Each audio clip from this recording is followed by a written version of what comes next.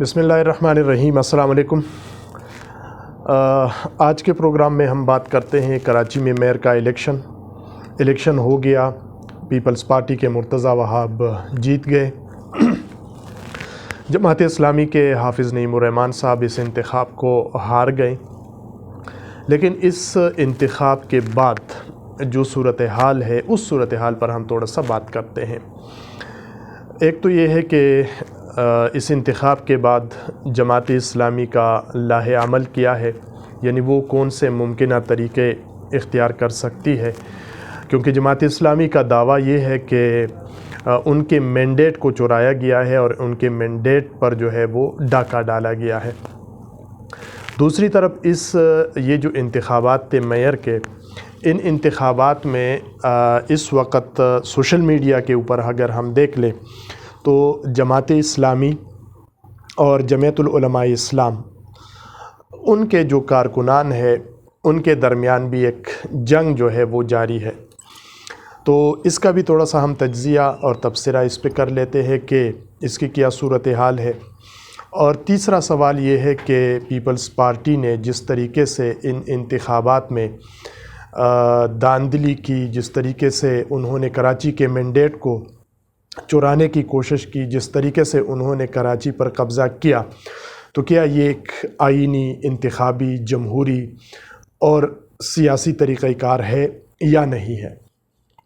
سب سے پہلے اگر ہم بات کریں جمعیت العلماء اسلام کی،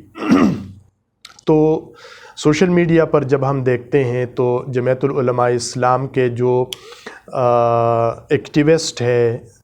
وہ اس لیے وہ کہتے ہیں کہ ہم نے جماعت اسلامی کا ساتھ نہیں دیا کہ تحریک انصاف جو ہے ان کے ساتھ ان کی نہیں بنتی ہے، اور ہماری تو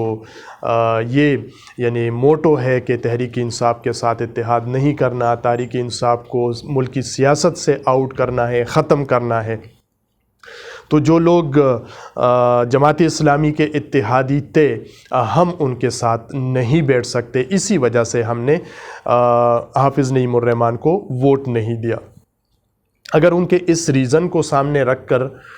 تجزیہ کیا جائے تو یقینی طور پر یہ ان کا ایک ریزن تو ہو سکتا ہے، یعنی ایک وجہ، ایک توجیہ تو ہو سکتی ہے، لیکن یہ حقائق کے بالکل برعکس ہے۔ اس کی وجہ یہ ہے کہ حافظ نعیم الرحمن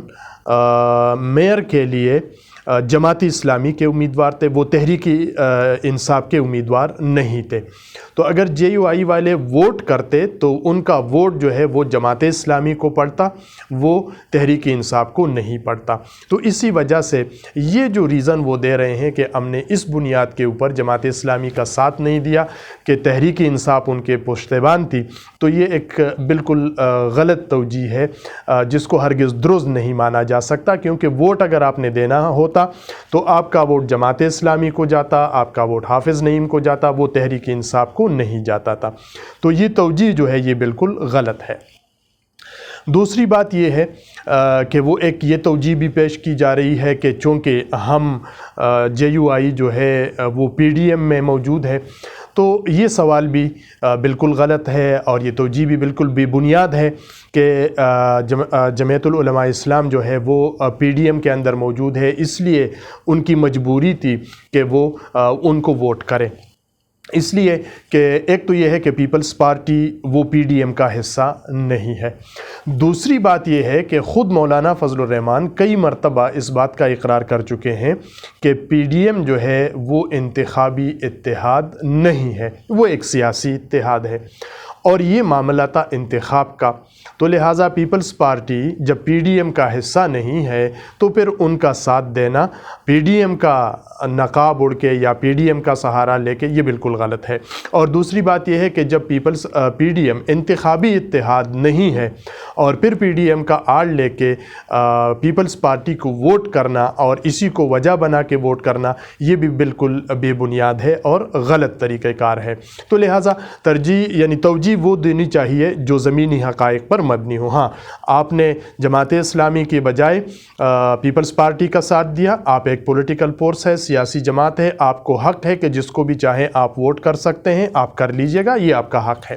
لیکن اس کے لیے توجیہ بنا کے اور غلط توجیہ بنا کے پیش کرنا یہ بالکل ایک الگ ایشو ہے اور بالکل غلط طریقہ کار ہے۔ ایک تو یہ اس پہ ہم نے کرنا تھا۔ دوسرا یہ سوال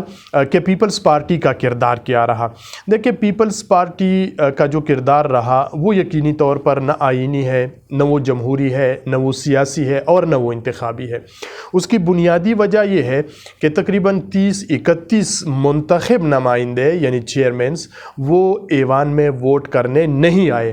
اور یہ ہر کوئی جانتا ہے کہ وہ اس لیے ووٹ کرنے نہیں آئے کہ پیپلز پارٹی نے ان کو مجبور کیا۔ کسی بھی طرح سے ہو سکتا ہے، ان کی مختلف وجوہات ہو سکتی ہے، لیکن یہ حقیقت ہے کہ پیپلز پارٹی نے ان کو مجبور کیا کہ وہ انتخاب میں ووٹ دینے جو ہے وہ نہ آ سکیں۔ اب یہ بھی ممکنات میں سے تھا کہ اگر یہ 30 یا 31 لوگ اس دن ایوان میں آ جاتے، یہ ووٹ کرتے، تو یہ بھی ممکن تھا کہ یہ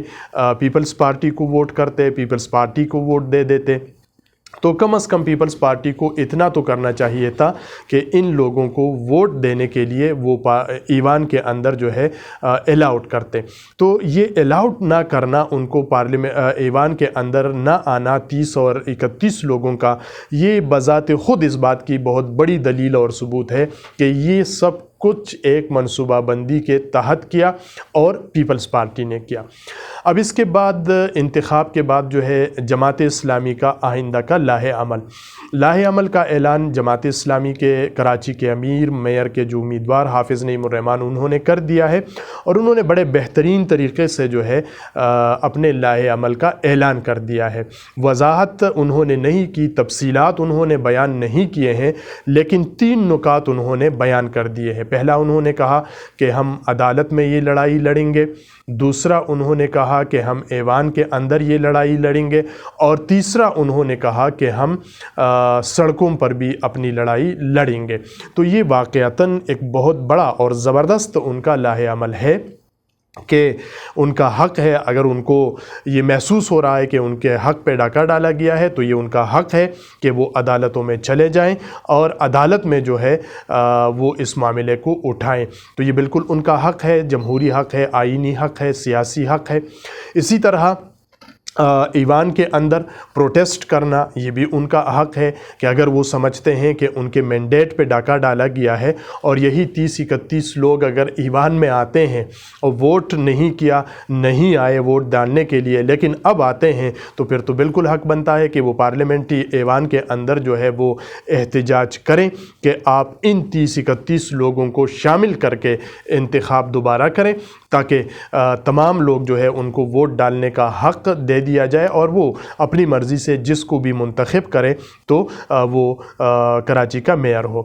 تیسرا جو انہوں نے بتایا کہ ہم سڑکوں پر بھی احتجاج کریں گے، تو یہ بھی ایک آئینی حق ہے ان کا، کنسٹیٹیوشن پاکستان کا ان کو یہ حق دیتا ہے کہ وہ اس حوالے سے جو ہے وہ احتجاج ریکارڈ کر سکتے ہیں۔ تو یہ تینوں طریقے جماعت اسلامی نے اور میئر کے امیدوار حافظ نعیم الرحمن نے اس کا اعلان کیا ہے، لیکن لاہ عمل کیا ہوگا، وہ کس طریقے سے اس کو امپلیمنٹ کریں گے، کس طریقے سے اس کو لے کر چلیں گے، پہلے مرحلے میں وہ کہاں پر جاتے ہیں، دوسرے مرحلے پہ کہاں جاتے ہیں، تیسرے پہ کیا کرتے ہیں، یا ان تمام مراحل کو ایک ساتھ وہ جو ہے وہ لے کر چلتے ہیں، تو اس کی تفصیلات ابھی آنا باقی ہے۔ لیکن یہ بالکل واضح ہے کہ وہ ایک آئینی طریقے کے مطابق، جمہوری طریقے کے مطابق، سیاسی طریقے کے مطابق اپنے حق کو لینے کے لیے جو ہے وہ سڑکوں پر بھی آئیں گے، عدالت میں بھی جائیں گے اور ایوان کے اندر جو ہے وہ بھی احتجاج کریں گے۔ سامعین، پروگرام آپ نے سنا، جو بھی آپ کومنٹس کرنا چاہتے ہیں تو کومنٹس باکس میں آپ اپنے کومنٹس بھی کر سکتے ہیں۔ جن دوستوں نے ہمارے چینل کو سبسکرائب نہیں کیا ہے وہ چینل کو سبسکرائب کریں، بیل آئیکن کو آن رکھیے گا۔ ویڈیو پسند آئے تو آپ اس کو آگے شیئر بھی کر سکتے ہیں۔ اصغر خان عسکری کو اجازت، اللہ نے کے بان۔